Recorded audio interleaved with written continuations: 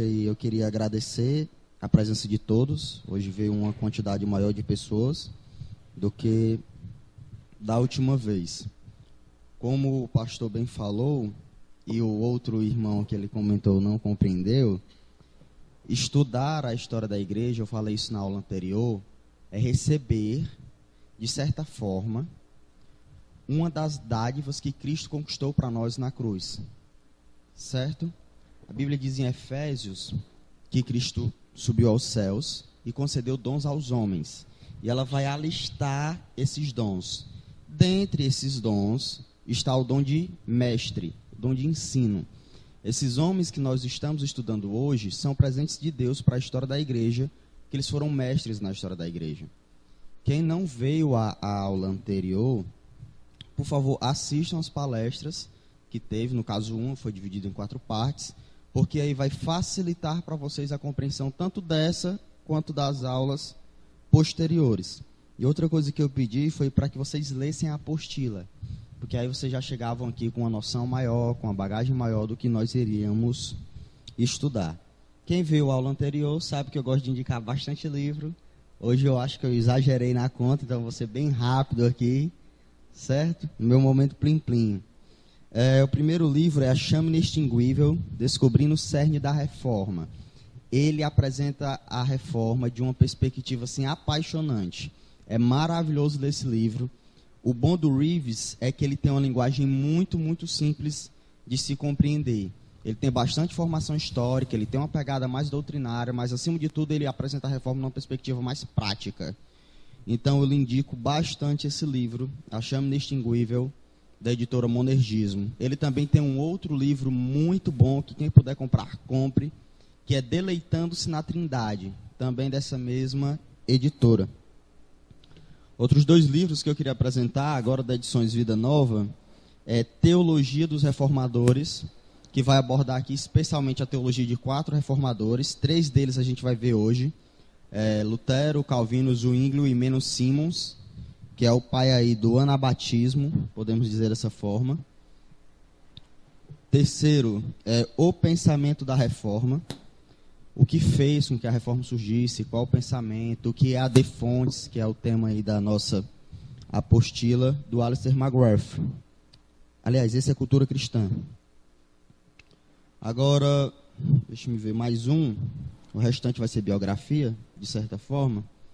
Esse é um lançamento quentinho da editora Fiel, que é Porque a Reforma Ainda é Importante. Esse e o do Reeves são os que eu mais indico acerca da reforma. Para quem não quer pegar algo muito grande, são livros pequenos, 200 e poucas páginas cada um. Então, acho que seria 2 livros aí extremamente importantes para que vocês lessem. Esse já tem uma pegada mais doutrinária. Ele vai pegar pontos aí das doutrinas da reforma e vai dizer por que é importante ainda que nós estudemos acerca delas. Outro livro aqui seria, também é um lançamento, só que a Edições Vida Nova foi lançada esse ano, Cuidado com o Alemão. 3 dentadas que Martinho Lutero dá à nossa época. Fantástico livro. Tiago Cavaco é um excelente escritor. Escreve aí também de forma muito bem-humorada. Ele vai falar sobre a questão da ideia de beleza, dessa ideia de cultura na reforma protestante, como nos falta essa ideia de envolvimento com a cultura. Ele vai falar também da ideia de depravação total, especialmente música, ele vai pegar a questão da cultura. Vai falar da depravação total, e a outra dentada que ele dá é sobre educação. Primeira dentada, somos totalmente depravados. Segunda dentada, sobre a questão da educação no pensamento de Lutero. E a terceira, sobre a questão da cultura, especialmente o uso da música. Certo? Agora, biografias. Aqui eu não indico só esse volume, trouxe esse por causa da série, mas eu indico todos os volumes, são 10 volumes. Esse é Arte Expositiva de João Calvino. É um volume da Edições Vida Nova, aliás, da editora Fiel. Eles têm aí 10 volumes, Martin Lloyd Jones, Charles Spurgeon, Martinho Lutero e vários outros. William Tyndale, que também foi um reformador. São bem curtinhos. Eles têm uma introdução sobre a vida, o que ocorreu e, posteriormente, aí, algumas doutrinas que eles defenderam. Aqui ele vai praticamente o cerne de Calvino, que é a pregação expositiva. Martinho Lutero, Cativo à Palavra, também lançamento da Edições Vida Nova. Esse ano da Reforma está trazendo muito lançamento bom. essa aqui talvez seja a melhor biografia e mais completa de Lutero que nós tenhamos em língua portuguesa, certo? De uma editora protestante. Talvez seja a melhor que nós tenhamos. Encerrando biografia, se vocês... é muito livro para ler e tudo. Se eu for ler um livro contando a vida de cada um desses homens, importância doutrinária, eu não termino de ler nunca. Esse é um pouco maior, mas tem a história da igreja desde os pais até a modernidade. Então, é um livro que cada pessoa, ele gasta 15, 20 páginas, dá para você ler um por semana tranquilo, do Franklin Ferreira. Ele tanto tem uma perspectiva biográfica quanto doutrinária, então você não vai só ler história. Embora ver a vida desses homens, saber como ocorreu muitas das coisas, como Deus vem agindo por meio deles, seja importante, mas ele também vai trazer aí algumas implicações doutrinárias. Servos de Deus, do Franklin Ferreira. Acho que quem não tem costume com leitura, essa seria a melhor biografia para se comprar, devido ser cada biografia mais curtinha. E os dois últimos, que eu estou muito feliz que a Edições Vida Nova tenha começado a fazer isso. Estou orando aí para que ela lance o do Zwinglio, que a gente praticamente não tem nada, mas já sei que ela vai lançar do Philip Melanchthon, então para mim já é grande coisa. Ele é aí o professor da Reforma, isso a gente vai ver na próxima aula. Esses clássicos da Reforma. Isso aqui não é biografia, não vai pegar perspectivas doutrinárias deles, isso aqui são os escritos literais deles. O que eles escreveram. E ela selecionou o que elas consideram aí de mais importante dos escritos dele. Léo, por que não tem as Institutas? Porque só as Institutas aqui é 4 volumes, então a Instituta de Calvino é por fora. Certo? Foi sua maior obra, mas tirando as Institutas, que não teria lógica, já tem publicado, eles publicaram aí algumas obras, alguns livros de Calvino que não tinham sido publicados ainda. Então, melhor do que ouvir falar sobre é ler o que ele escreveu. É aprender juntamente com ele, é ir direto à fonte, que é uma das ideias da Reforma. E esse é o de Martim Lutero, que também são obras dele. 95 teses, as teses contra os escolásticos que vieram antes das 95 teses, que poucas pessoas conhecem. Mas aí, deixando o nosso momento plim-plim, quem quiser ver as obras mesmo que eles escreveram são esses dois. Biografias a gente já viu. Quem quiser ver teologia da Reforma numa perspectiva mais geral, nós também já vimos. Vão ser mais livros lançados pela Vida Nova. Então acompanhe aí no site para que vocês consigam ver. Vamos orar aí para dar início à nossa aula. Trino Deus, graças nós te damos, Senhor, por mais um dia de vida, por mais um dia que nós pudemos acordar, respirar, estar na tua presença, que o Senhor nos preservou com tua graça, que o Senhor nos sustentou com teu Santo Espírito. Senhor, nós queremos te pedir por essa aula, que o Senhor venha iluminar nossa mente, que o Senhor venha iluminar nosso coração, mas não apenas iluminar, Senhor, que o Senhor venha aquecê-lo e fazer ele se dobrar a ti em oração, se dobrar a ti em obediência, se dobrar a ti em reverência, Senhor. Que o Senhor aplique aquilo que vai ser dito hoje aos nossos corações, que nós venhamos sair daqui não admirando esses homens, mas admirando o Deus que os usou, o Deus que os usou para transformar a história, que nós venhamos admirar esse Deus soberano que controlou a história e controla até hoje. Para honra e glória do teu trino nome. Amém. Vamos lá, irmãos. AD Fontes, para quem está chegando hoje, é um lema da Reforma. Eu vou explicar um pouco melhor também. Que quer dizer de volta às fontes, de volta às origens. E essa ideia de reafirmar a Reforma Protestante é exatamente o que eles fizeram, só que tempos atrás. Reafirmar verdades que haviam sido perdidas. E essa é a nossa perspectiva aqui. Reafirmar algumas verdades que a igreja brasileira tem perdido durante esses anos que se passaram. Praticamente 500 anos já. O título da nossa aula de hoje são Os Três Mosqueteiros da Reforma. Eu não podia perder essa brincadeirinha. O legado de Lutero, Zwinglio e Calvino. Esses homens aí têm muito, muito a nos ensinar. Eu não sou capaz de dar em uma aula tudo que eles têm. Então, como falei na aula anterior, o que nós vamos ver aqui é um panorama da vida e da contribuição desses homens. Vamos iniciar aí com uma definição de reforma. Carl Trueman, em seu livro A Reforma Ontem, Hoje e Amanhã, define a reforma protestante da seguinte maneira: a reforma é a tentativa de colocar Deus, como ele se revelou em Cristo, no centro da vida e do pensamento da igreja. Repito, a reforma é a tentativa de colocar Deus, como ele se revelou em Cristo. Essa ideia de colocar não é que Deus não estivesse no lugar e vai lá botar, é de apresentar Deus, como ele se revelou em Cristo, no centro da vida e do pensamento da igreja. Então, a reforma protestante, ela não é um movimento ou ela não é uma revolução só intelectual, no sentido de apresentar e revelar a Cristo na mente do indivíduo, na mente do cristão. Ela está preocupada também em fazer isso na vida dele. Toda doutrina tem ou se deve ter uma aplicação prática. Tudo aquilo que nós aprendemos, e isso vai acontecer com essa teologia dos reformadores, nós devemos nos perguntar o e daí? De que forma isso vai me fazer glorificar a Deus na minha vida? E todo estudo tem isso. O estudo que você imaginar aí que é menos útil para a sua vida cristã, se você ponderar, se você parar para pensar, se você estudar, você vai ver que ele tem aí profundas implicações para a vida. Um exemplo que eu dei na aula anterior foi sobre Trindade, de como a visão de sujeição do pai e do filho na economia, de como o amor do filho pelo pai, do pai pelo filho, impacta o nosso casamento. Quem viu a aula anterior, viu como eu fiz essas aplicações. Só uma coisinha. Quem quiser fazer qualquer pergunta, pode levantar a mão.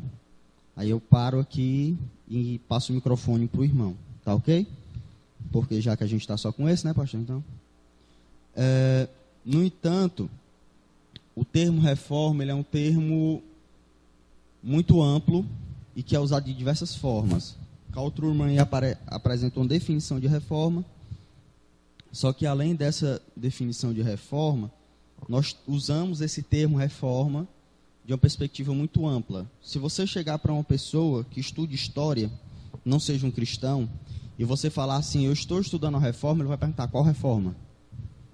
Não, reforma na igreja. Ok, mas qual reforma? Porque houve aí várias reformas, essa ideia da reforma é bem ampla. Nós temos aí reforma alemã, deixa eu passar esses. Nós temos, que é o luteranismo. Nós temos a reforma suíça, que já é com Zwingli e Calvino, que é o calvinismo. Nós temos a reforma radical, que é o anabatismo, que é com Menon Simons, um dos principais expositores. E nós temos a reforma católica, que é a contra-reforma. Então, quando a gente falar de reforma, eu estou estudando reforma, a pergunta é que reforma? Certo? Nós estamos estudando aqui as duas primeiras reformas citadas, o luteranismo e o calvinismo. Por quê? Porque não dá tempo de estudar todas as 4 reformas. Então, eu me foquei aí na nossa tradição, ou no que nós mais temos aí de tradição, que é luteranismo e calvinismo. Certo? O cerne da reforma. Quem veio para a aula passada, pense aí agora, eu vou deixar o microfone circular por 1 minuto. Qual foi o principal resgate da reforma? Quem leu a apostila aqui? Alguém leu nesses 15 dias a aula de hoje? Uma pessoa leu, ok. E aí? Quem leu e quem veio a aula anterior, acho que dá para ter uma certa noção de qual foi o cerne da reforma, o principal. A reforma fez aí várias e várias coisas, ela teve aí várias implicações, mas qual foi a principal implicação?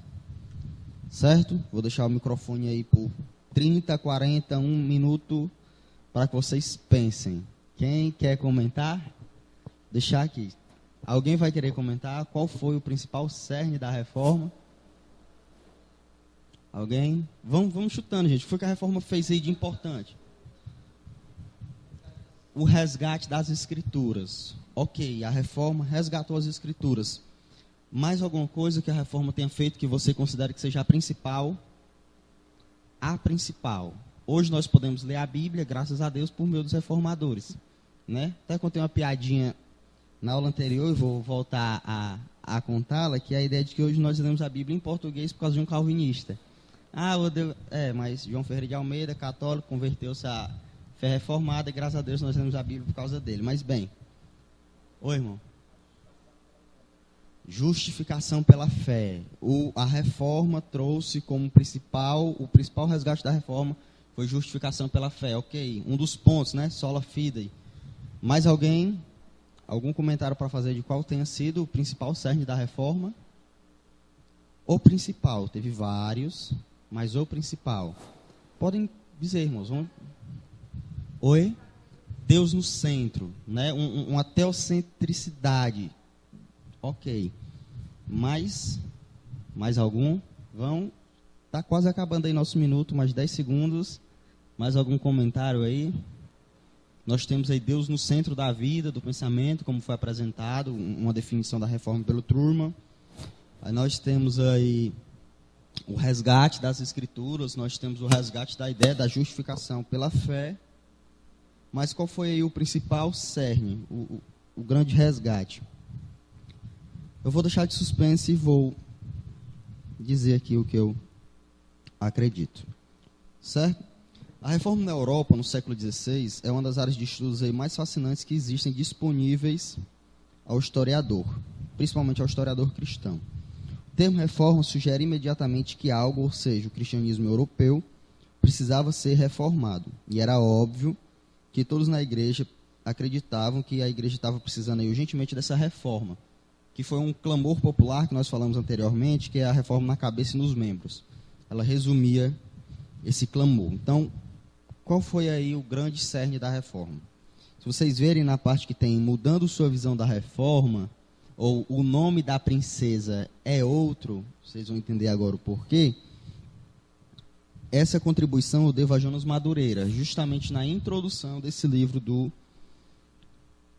Martinho Lutero. Ele diz assim: muitas pessoas têm uma visão da reforma semelhante a um conto de fadas. Eu achei fantástico essa ilustração que ele dá. Permita-me explicar melhor essa afirmação. Muitos são os contos de fadas que começam com uma princesa raptada por um terrível vilão. Não é assim? As historinhas de conto de fada. No caso, o papel da princesa aqui caberia à Bíblia. A Bíblia foi a princesa que foi aprisionada pela igreja, e a igreja é o vilão, é o lobo mau, o monstro, ou qualquer outra ideia. É a igreja medieval. Como reza a cartilha, nos contos de fada, depois de um longo período aprisionada no castelo do vilão, a princesa é resgatada por um príncipe. O príncipe vai lá e resgata a princesa, montada em seu cavalo, empunhando a sua espada aí de 95 teses, né? Muito obrigado, irmão. Empunhando aí sua espada de 95 teses e finalmente liberta a princesa das garras do vilão. Quem é o príncipe? No caso aqui, se a gente for escolher um personagem, Lutero, o grande libertador da princesa. Segundo essa abordagem, um tanto ingênua, o príncipe libertador remeteria à figura dos reformadores, em especial a um monge agostiniano, chamado Lutero. Certo? Eu não estou dizendo aqui, os irmãos vão perceber melhor, que a reforma não teve um impacto em resgatar a Bíblia, mas que esse ainda não foi o principal impacto da reforma. Ok? Apesar da ingenuidade dessa abordagem, não seria de forma alguma exagero e muito menos sinal de ingenuidade reconhecer que Lutero foi o herói da reforma na Alemanha.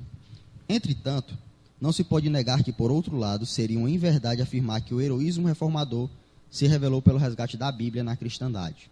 Não foi o resgate da Bíblia a principal marca da reforma, embora tenha sido uma marca.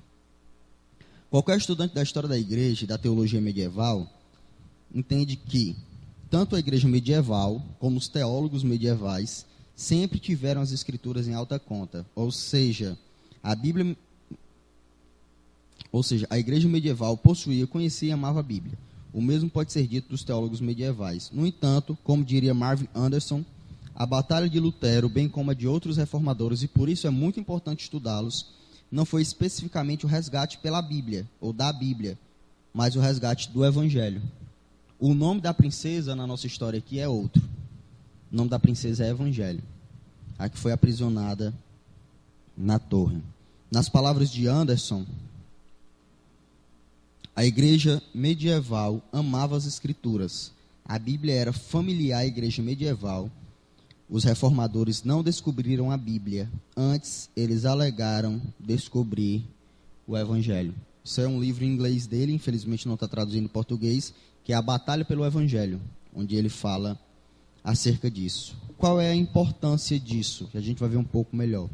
É porque é possível se ter a Bíblia sem se ter o Evangelho. Infelizmente.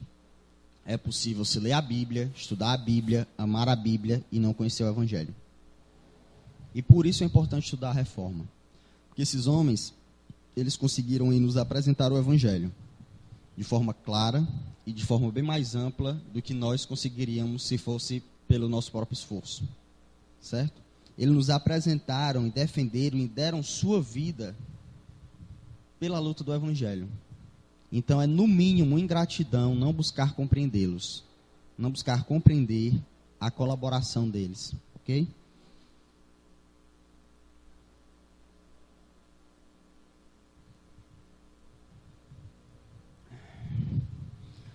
Anderson não é o único a pensar dessa forma.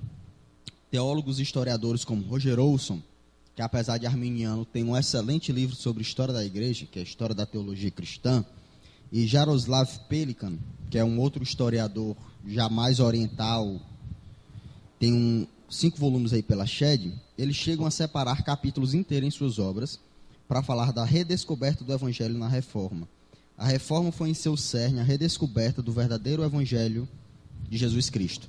Talvez você esteja se perguntando, mas o que dizer aí das traduções para a língua do povo, né, para o vernáculo? Se a Bíblia não foi o principal, o que dizer aí de tantas traduções? Ok, a Reforma trouxe muitas traduções, mas já vinha tendo isso antes. Por exemplo, a gente tem com Wycliffe, tradução para o inglês, não com a qualidade que nós vamos ter para o alemão, para o francês, posteriormente, mas já tínhamos. Nesse sentido, também ela contribuiu com o resgate da Bíblia, mas o resgate principal, o cerne principal, foi o Evangelho. Meu objetivo não é discordar dessa ideia, de que eles botaram a Bíblia nas mãos do cristão comum, mas afirmar que esses teólogos depreciavam as Escrituras. Vocês querem um exemplo? E a gente vai ver também isso melhor quando chegar na teologia de Lutero. Eu falei isso na aula anterior e vou retornar agora. Quando você peca, aí pecou, vamos supor, 3 vezes na semana o mesmo pecado. Chega no sábado, você quer orar? Ou então, você acabou de pecar, um pecado grave. Sei lá, teve uma discussão horrível com tua esposa. Ou para quem é jovem, teve um problema com pornografia. Assim que você termina o seu pecado, você quer orar? Você tem coragem de orar? Você tem coragem de dobrar seus joelhos? A resposta é, se formos sinceros, não. Na grande maioria das vezes, muitas pessoas, quando pecam, ficam ali se sentindo suja, imunda, e eu não vou orar a Deus porque eu não estou em condições. Isso é claramente uma visão incorreta do Evangelho. Porque o que o Evangelho diz é que nós não temos condição nenhuma mesmo.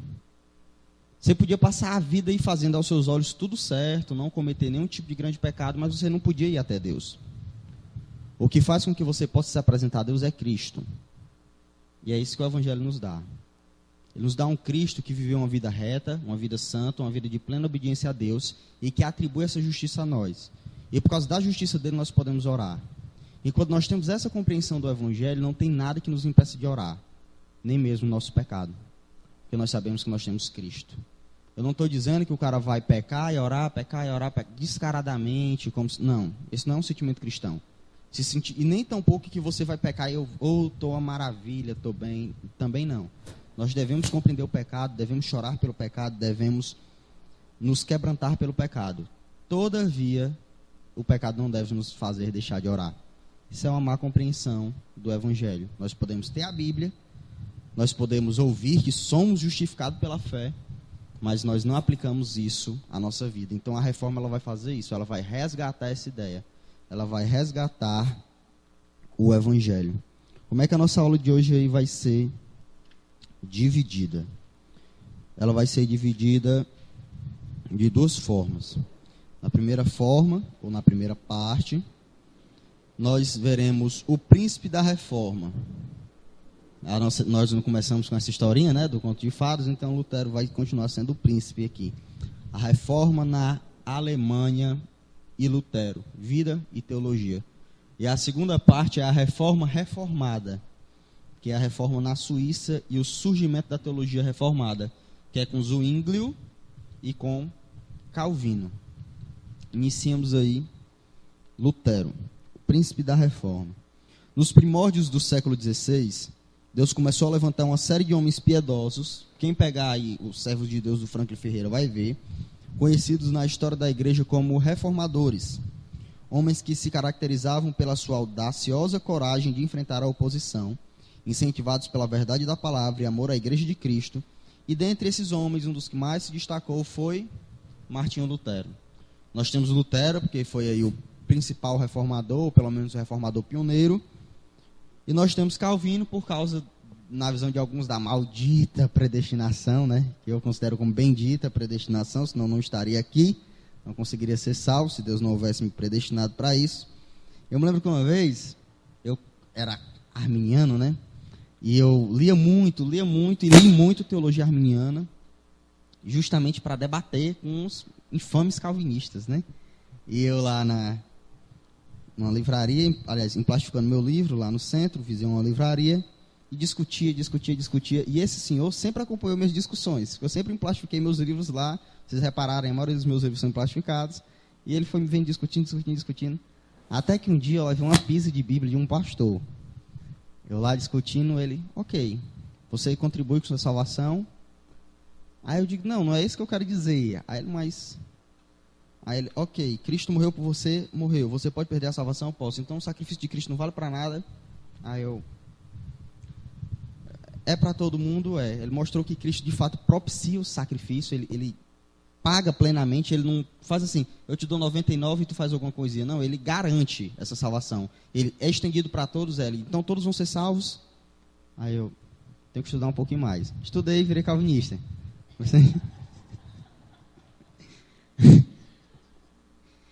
E aí, quando virei calvinista, conversando com esse senhor, depois contei minha história para ele, de vida. Aí ele ria muito, ele disse, cara, tu tá predestinado até para ser calvinista, então... Porque quem conhece minha história, diz assim, só mesmo a graça de Deus predestinando para que esse indivíduo venha se converter. Mas bem, vida de Lutero. Lutero nasceu em 10 de novembro de 1483, em Isleben, eu acho que é isso, não sei falar alemão, me perdoem. É filho de um minerador de prata de classe média. Nessa época, as classes já estavam começando aí a evoluir, não tinha mais só a ideia da monarquia como uma boa classe financeira, chamado Hans Lutero. Um senhor com uma cara tão antipática quanto Lutero. Infelizmente eu perdi um antigo slide, não deu para mostrar aqui a imagem dele. O pessoal brinca que Lutero sempre escreve de mau humor. Né? Você lê Lutero, você quer aprender a debater com alguém de forma grossa, lê Lutero. Felizmente, nosso reformador ele acaba tendo esse pecado. Em alguns momentos ele é muito grosso. Eu acho que não dá para passar a mão na cabeça de quem está indo contra a fé cristã, mas nem todo mundo vai contra a fé cristã. Às vezes tem uma dúvida e Lutero parece estar toda hora ali de mau humor. Você lê Lutero, ele parece estar brigado com a esposa direto, não tem uma hora que ele esteja em paz, embora ele tivesse um excelente relacionamento com sua esposa. Quem lê ele vê o quanto ele amava e apreciava Catarina. Inclusive, mulheres, tem um livro agora sobre Catarina Vambora, certo? A primeira dama da reforma, pela editora Thomas Nelson. Muito, muito bom. E tem um outro pela Knox, que é Mulheres da Reforma. Então, se vocês querem entender a contribuição das mulheres para a reforma, a gente aqui, machista, opressor, está falando só dos homens, leiam esse livro, é maravilhoso. Nós demos um tempo lá na igreja esse livro e foi muito bom, certo? Filho de um minerador chamado Hans Lutero. Ele foi destinado para o estudo de direito, só que ele acabou voltando para o mosteiro. Todo mundo acha que conhece a história. Ele estava aí viajando, teve uma tempestade, um relâmpago quase o alcança, um raio, um relâmpago, e ele faz um voto a Santa Ana, né? Mãe de Nossa Senhora. Não é minha senhora, mas tudo bem. Mãe de Nossa Senhora. E se ele sobreviver, ele vai se dedicar à vida e tal, ao monastério. E graças a Deus ele foi para um monastério agostiniano. Deus já estava direcionando ele para um negócio que preste. Que eu vou dizer para vocês, dos pais da igreja, um dos melhores se não o melhor, é Agostinho de Hipona. Mas o cara escreveu sobre quase tudo. Calvino, na sua Instituta, depois da Bíblia, que ele mais cita, é Agostinho. Pode olhar o tanto de citação que tem de Agostinho nas obras de Calvino e de vários outros reformadores, é fantástica. Contribuiu para ele na visão de salvação dele e várias outras questões. Então, foi para o mosteiro, no qual, após muitas lutas, desenvolveu uma nova compreensão de Deus, da fé e da igreja. Lutero tinha uma visão aí, quem já assistiu o filme dele, pode perceber, um pouco negativa de Deus, ou quem lê suas obras. Tem um filme dele muito bom, tanto o atual quanto o antigo. Eu, como sou um novo velho, eu gosto mais do antigo e tal, mas bem. E ele tinha uma visão de Deus meio deturpada, de um Deus que estava toda hora irado com ele. Essa ideia que ele tinha de visão de justiça de Deus é: Deus é justo, ele vai me condenar. Não tem chance. Se Deus é justo, ele vai me condenar. Ele não tinha uma visão da justiça de Deus apresentada em Cristo. Ele não tinha essa visão. Então, depois de muita luta, depois de algumas decepções que ele teve aí, subiu uma escadaria gigantesca, pagou aí sua moedinha lá, ficou pensando de que isso valeria, viu toda aquela imoralidade, todo aquele negócio. Ele, rapaz, eu acho que não é muito por aqui, entrou numa crise. O seu tutor, ele tendo uma crise, mandou ele para estudar teologia. E ele, rapaz, eu estou aqui quase apostatando da fé e tu me manda estudar, graças a Deus que mandou estudar. Lutero foi, estudou, teve contato com as escrituras, e como tem uma frasezinha muito bela, que gosto bastante dela, na época que todo mundo não tinha luz, um homem enxergou a luz de velas, que o justo viverá pela fé. Lutero conseguiu ver isso em Romanos, e a palavra o transformou.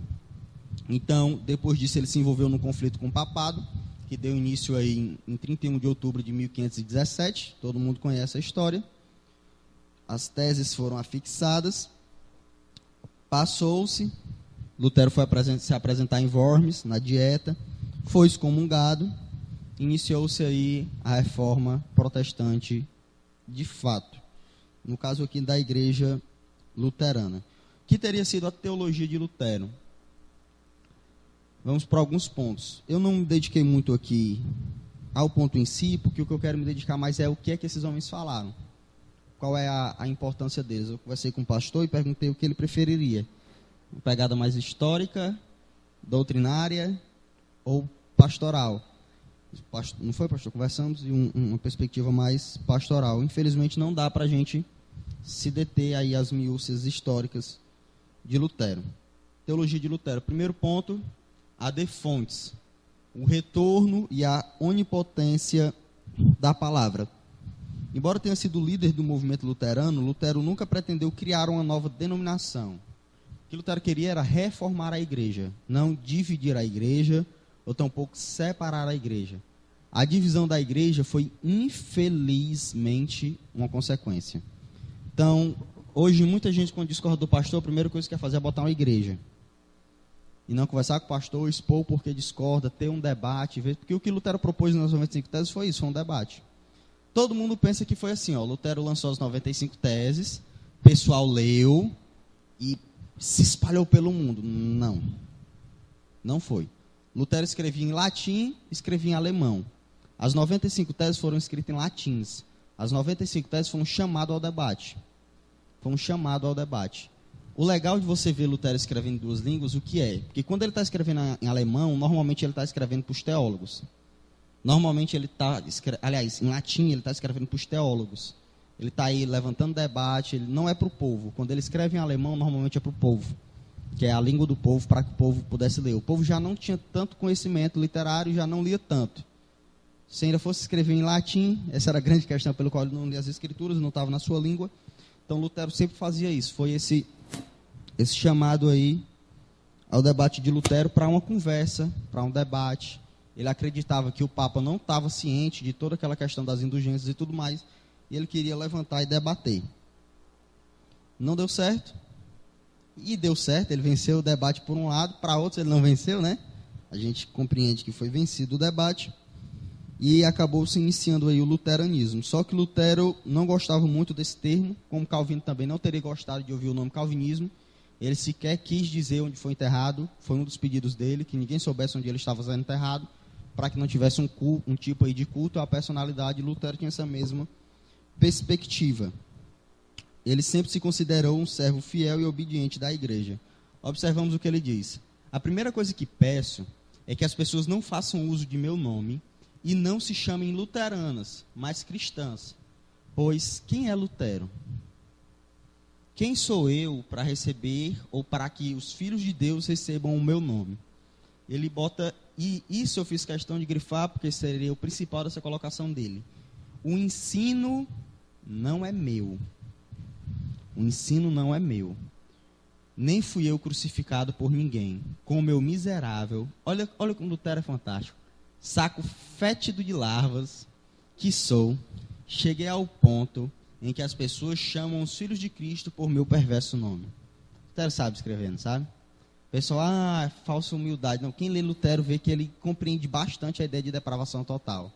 E que ele não é ninguém para que as pessoas se chamem pelo nome dele. Essa renúncia de 1522, que foi quando foi escrito, não era um protesto, como disse, de falsa humildade, mas um real esforço de reduzir o culto à personalidade.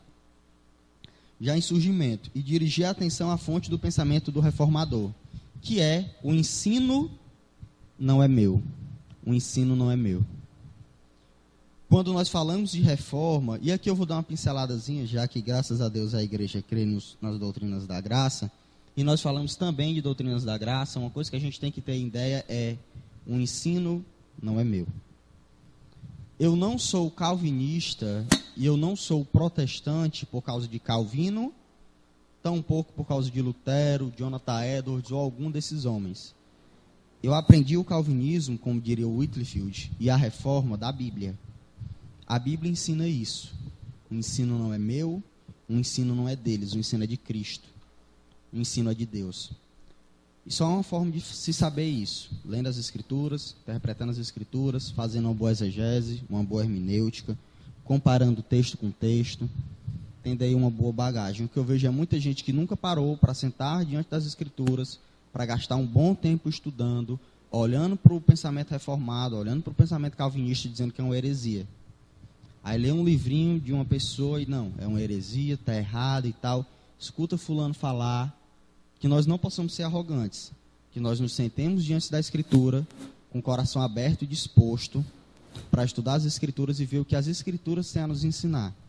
Que acima de tudo é isso que importa, é isso que interessa. Quando eu tive uma controvérsia sobre a questão de calvinismo e arminianismo, eu calvinista, a igreja que congregava arminiana, uma das coisas que eu falei foi: eu estou disposto tranquilamente, e isso é protestantismo, abrir mão do meu pensamento tranquilamente, se for convencido pelas Escrituras. Mostre-me biblicamente que eu estou equivocado e eu mudo. E todos nós temos que estar com o coração predisposto a isso, de o que vermos na Escritura mudarmos, porque nós não temos ensino. Como diz Lutero, o ensino não é nosso, o ensino é de Cristo. Nós temos que seguir esse ensino, acima de tudo, o ensino bíblico. Então, eu acredito, diante de tudo que eu estudei, não estou falando numa perspectiva arrogante, já li a Bíblia aí algumas vezes, acredito que umas 7 vezes. Novo Testamento já devo ter lido umas 20, 25 vezes. Já na minha confusão, fui buscar ler só nessa perspectiva de salvação, o que a Bíblia tem a falar sobre salvação. E no meu exame eu pude perceber, junto aí com uma série de outros homens me auxiliando, tanto vivos quanto mortos, porque todo teólogo brinca que ele tem amigos mortos, que são os livros, que tem muito a nos ensinar. Pude compreender que a doutrina calvinista, a doutrina reformada é uma doutrina bíblica, acima de tudo bíblica e teocêntrica, como a nossa irmã apontou. Ok? Então Lutero aí queria dizer, compreender essa afirmação de Lutero, é compreender o impulso central da reforma, que é o ad fontes.